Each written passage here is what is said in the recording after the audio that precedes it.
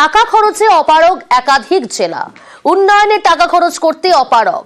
গ্রামীণ উন্নয়নে খরচের হার কম, রাজ্যের 7 জেলায় খরচের হারে উদ্বেগ। আরো ডিটেল জানাবে প্রতিনিধি সোমরাজ রয়েছে আমার সঙ্গে। সোমরাজ, হ্যাঁ দেখো, যেটা নবান্ন সূত্রে খবর এখনো পর্যন্ত যে পঞ্চদশ যে অর্থ কমিশনের টাকা, সেই টাকা রাজ্যের বিভিন্ন জেলার কোষাগারে পড়ে থাকলেও সেই টাকা খরচ করা যাচ্ছে না। এখনো পর্যন্ত দেখা যাচ্ছে 1121 কোটি টাকারও বেশি টাকা একাধিক জেলা খরচ করতে পারেনি পঞ্চদশ অর্থ কমিশনের।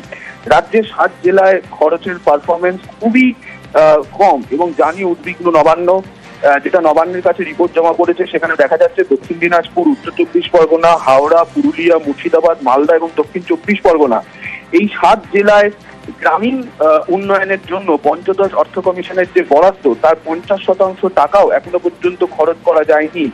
আর তা নিয়ে নবান্নের প্রশ্নের মুখে এই জেলাগুলি পড়েছে যে কেন গ্রামীণ উন্নয়নের ক্ষেত্রে খরচের ক্ষেত্রে এত ঢিলেমি হচ্ছে।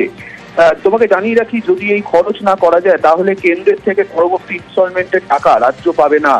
আর সেই কারণেই যাতে গ্রামীণ উন্নয়নে এই পঞ্চদশ অর্থ কমিশনের যে বরাদ্দ রয়েছে তা যাতে অবিলম্বে খরচ করা হয়, তা নিয়েই জেলা শাসকদের নির্দেশ দেওয়া হয়েছে নবান্নের তরফে।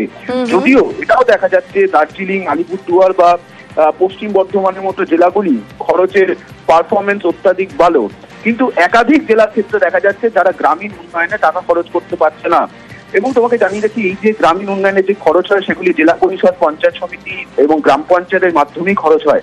অনেক ক্ষেত্রে অভিযোগ উঠছে জেলা পরিষদ, পঞ্চায়েত সমিতি বা গ্রাম পঞ্চায়েতগুলি গ্রামীণ উন্নয়নের খরচের ক্ষেত্রে গড়িমসি করছে। তার জন্যই রাজ্যের জেলাগুলির কোষাগারে টাকা থাকলেও খরচ করা যাচ্ছে না।